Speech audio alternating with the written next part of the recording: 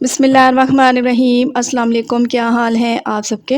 ना गोश्त का इस्तेमाल करेंगे, ना दाल डालेंगे और ना ही इसमें शामिल होगा चिकन। अगर तो आपके घर में सिर्फ़ 2 अदद आलू और 2 अदद गाजरें रखी हैं ना, तो आप ये टेस्टी क्रिस्पी कबाब बनाकर तैयार कर सकते हैं।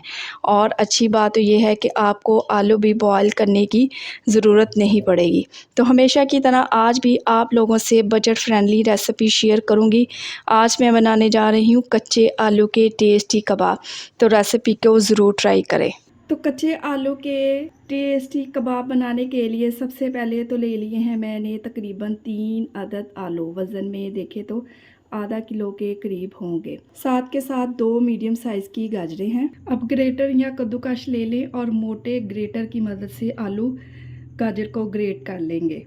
अच्छा, गाजर आलू तो हर घर में ही होते हैं, आजकल सीज़न है। ये कबाब बनाकर ट्राई करें, यकीन करें खाकर मज़ा आ जाएगा।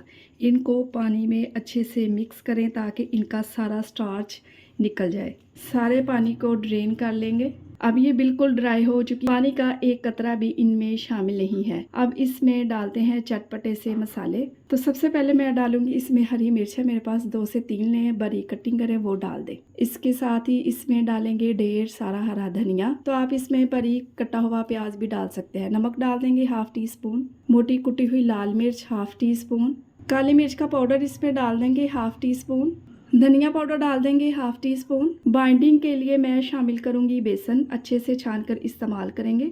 1 कप इसमें डाल दें। इसके अलावा टिक्की या कबाब को मज़ीद क्रिस्पी करने के लिए मैं इसमें शामिल करूंगी 1/2 कप है मेरे पास चावल का आटा। अगर आपके पास ये नहीं तो आप कॉर्नफ्लोर भी इसमें डाल सकते हैं। अब सारी चीज़ों को अच्छे से मिक्स कर लेते हैं। पानी शामिल नहीं करना आपने यहाँ पर। तो जैसे जैसे आलू गाजर में ये सारी चीज़ें मिक्स होंगी अच्छे तरीके से बाइंडिंग होती जाएगी, क्योंकि आलू मसाला डालते ही अपना पानी छोड़ देते हैं। अच्छा, ये मिक्स बनाकर आपने रखना नहीं, फ़ौरन के फ़ौरन कबाब बनाकर तैयार कर ले। तो मैंने इसको अच्छे से मिक्स कर लिया है और अब कबाब बनाना स्टार्ट करते हैं। और ये देखिए जी, शानदार कबाब बनकर रेडी हो गया है। तो कबाब को फ्राई करने के लिए ऑयल को बिल्कुल लो टू मीडियम फ्लेम पर गर्म करेंगे और कबाब ऑयल में डालते जाएंगे। ऑयल का टेम्परेचर आप लोग चेक करें, बिल्कुल हल्के हल्के से बबल्स बन रहे हैं। तो पहले तो 5 मिनट के लिए आपने इनको बिल्कुल भी नहीं छेड़ना। तो 5 मिनट के बाद इसकी साइड को चेंज करेंगे। बिल्कुल लो फ्लेम पे ही आपने इनको पकाना है ताकि आलू भी अच्छे से गल जाए और बेसन का भी कच्चापन ख़त्म हो जाए। और जैसे ही दोनों साइड पे अच्छा सा कलर आ जाएगा